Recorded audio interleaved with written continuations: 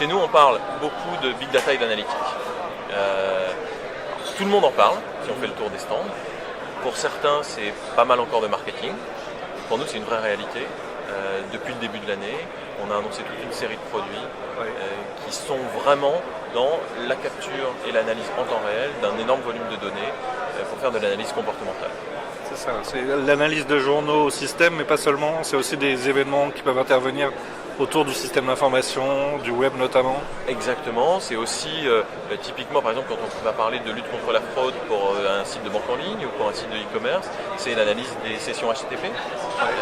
On va analyser en temps réel toutes les sessions HTTP et on va être capable en temps réel de discerner ce qui est un utilisateur légitime d'un fraudeur parce que leur comportement ne sera pas les mêmes et qu'on aura la capacité d'analyser ça. Et alors, est-ce qu'on fait déjà des contre-mesures par rapport à ça, ou est-ce que pour l'instant on se contente d'alerter le responsable, l'administrateur?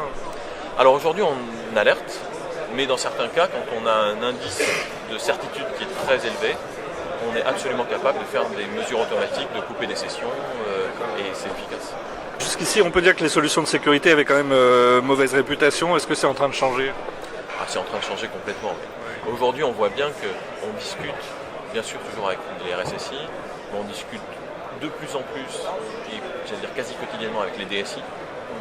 Et ces gens-là, soyons clairs, il y a encore 2-3 ans, la sécurité n'était pas forcément à leur agenda. Et on discute, et ça c'est encore plus nouveau, avec les métiers. C'est-à-dire qu'aujourd'hui, les métiers voient la sécurité comme une façon de les aider à avancer et plus comme un frein qui les empêchait de faire du business. Alors pour abaisser le prix d'entrée quand même, parce que ce sont des solutions qui coûtent encore de l'argent, de plus en plus on pense à l'externalisation, à la cloudification de ces solutions. Alors ça c'est vrai, c'est une grande tendance aussi.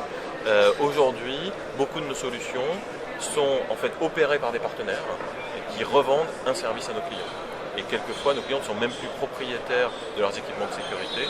Ils achètent juste un service avec un SLA et nos partenaires effectuent ce service. Et le souci des métiers justement qui consiste à aligner ces solutions par rapport à leurs propres priorités, comment est-ce qu'on y répond aujourd'hui?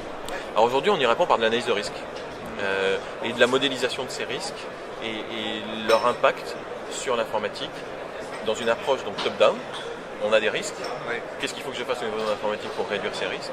Et dans une approche bottom-up, j'ai des incidents, je les traite, mais quel impact ils ont sur mon risque? Et on a une approche dynamique de gestion des risques en lien avec les incidents qui permet d'améliorer de manière continue la sécurité. C'est du monitoring continu et de l'amélioration continue de la sécurité. On voit que le management finalement des risques financiers est en train de glisser doucement vers l'opérationnel, vers la gestion des risques opérationnels du système d'information. Absolument. Et il n'y a pas de mystère. Qui sont les premiers à avoir investi dans ces technologies-là? C'est beaucoup les banques, parce que la culture de la gestion du risque a été présente chez eux. Et on voit aujourd'hui que ça se diffuse auprès de l'ensemble de nos clients.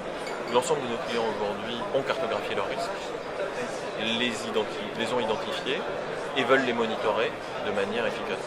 Ce qui est nouveau, c'est que je n'ai pas vu une tendance particulière, justement. D'habitude, il y avait toujours dans l'exercice un thème un peu fédérateur, auquel tout le monde, de manière quelquefois d'ailleurs un peu artificielle, essaye de se raccrocher. Cette année, il n'y a pas eu de thème. Parce que je pense justement, et c'est ça qui est important, c'est que la sécurité aujourd'hui, c'est devenu complètement intégré à l'ensemble de la vie de l'entreprise. Il n'y a plus besoin d'avoir un thème pour être vendeur. Le thème de la sécurité à lui tout seul suffit aujourd'hui à intéresser les clients. Et ça va faire évoluer encore les métiers de la DSI, ça, en interne, vous pensez? Alors en tout cas, ça fait évoluer clairement le métier des RSSI, parce qu'ils se retrouvent beaucoup plus sous le feu des projecteurs. À partir du moment où effectivement un DSI a mis la sécurité à son agenda, le RSSI va bénéficier d'un côté de beaucoup plus de moyens, mais de l'autre côté de beaucoup plus d'exigences, et va devoir encore plus qu'avant justifier de l'efficacité de ce qu'il va mettre en place. Qu'est-ce qui reste à développer pour RSA? Alors ce qui me reste encore beaucoup de choses à développer. Globalement, je parlais d'analytique tout à l'heure. Aujourd'hui, on utilise l'analytique pour avoir des capacités de détection qui sont extrêmement évoluées. Le futur, mais c'est un futur proche, on ne parle pas de science-fiction, c'est d'avoir des capacités prédictives.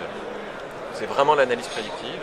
Et là, parce qu'on fait partie de EMC, parce que EMC travaille dans ce domaine-là avec des initiatives comme Pivotal par exemple, on va doter nos outils très prochainement, dès l'année prochaine, de capacités d'analyse prédictive.